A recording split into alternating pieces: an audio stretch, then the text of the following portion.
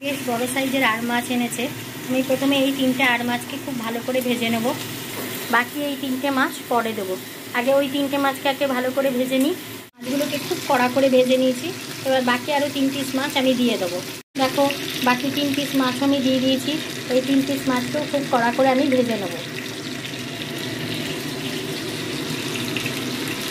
3 piece মাছও আমি খুব ভালো করে ভেজে নিয়েছি। আর খুব ভালো করে ভাজতে হবে, ঢাকা চাপা দিয়ে ভাজতে হবে, কারণ প্রচণ্ড ফোটে। আমার গ্যাসের চতুর্দিকের অবস্থা কি হয়ে গেছে দেখো, মোছা গ্যাস ছিল আর আমার গোটা গায়ে ছিটকেছে। তো চলো এবার মাছগুলোকে ভালো করে ভেজে নিয়ে তুলে নিচ্ছি।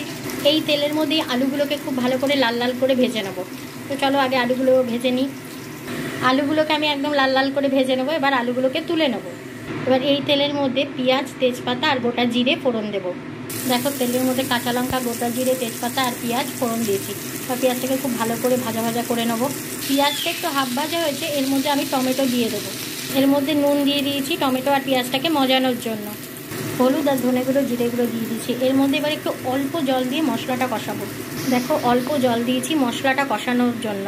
দেখো মশলাটা কষানোর জন্য আমি কড়াইয়ে ট্রান্সফার করলাম। এর মধ্যে একটু অল্প চিনি আর আদার রস দিয়ে দেবো। আমি এর মধ্যে অল্প চিনি আর আদার রস দিয়ে দিয়েছি।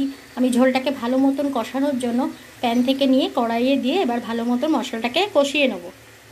এবার আমি মাছ আর আলু দিয়ে মশলার মধ্যে দিয়ে দিয়েছি।